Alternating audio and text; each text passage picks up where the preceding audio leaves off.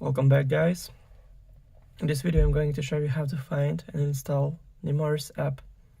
So first thing first, open App Store, click on the blue icon right here on your home screen, then make sure that you log in on your Apple ID account, then click on the search button right here, and in the search bar typing Nemours app and go search right here.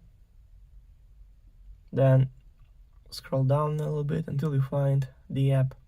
So click on that, then click get, then install, then confirm installation through Face ID or Touch ID or using password from your Apple ID account. So now it's all done.